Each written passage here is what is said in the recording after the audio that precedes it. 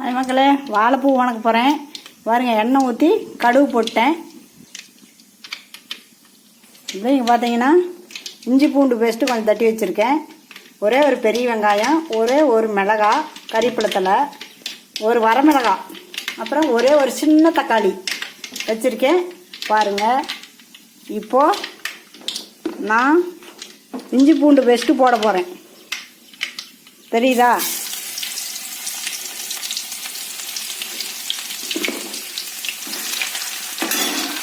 கொஞ்சம் எண்ணெய் சேர்த்து விட்டுக்கிங்க. பூவை கொஞ்சம் மஞ்சள் போட்டு வேவிச்சு எடுத்து வச்சுருக்கேன். பாருங்கள், ஒரு பூ வாழைப்பூ போட.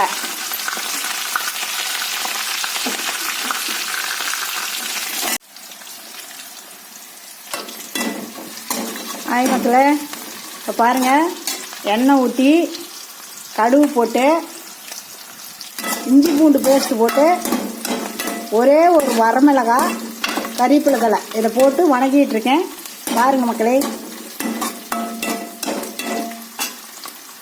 நல்லா வணங்கட்டும்.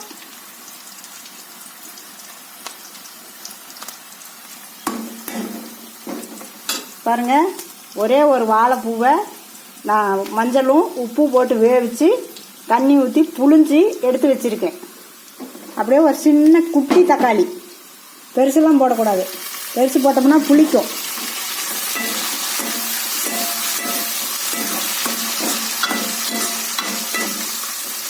நல்லா வணங்கட்டும்.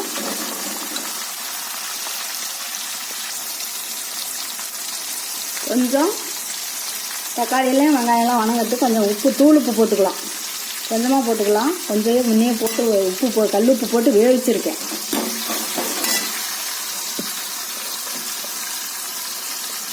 கொஞ்சம் மஞ்சள் பொடி, முன்னையே இதுக்கும் மஞ்சள் போட்டு வேவிச்சிருக்கேன். கொஞ்சமாக போடுங்க, போதும். இப்போது பூவை கொட்டுறோம்.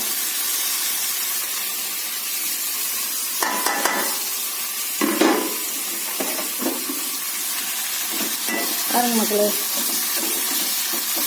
பூவை கொட்டி வச்சு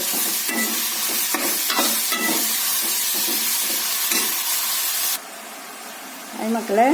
இப்போ பாருங்கள், கொஞ்சம் சீரக பொடி, கொஞ்சம் கறி மசாலு அது கொஞ்சமும் போட போகிறேன். பாருங்கள், தெரியுதா? கறி மசாலு, சீரகத்தூள்.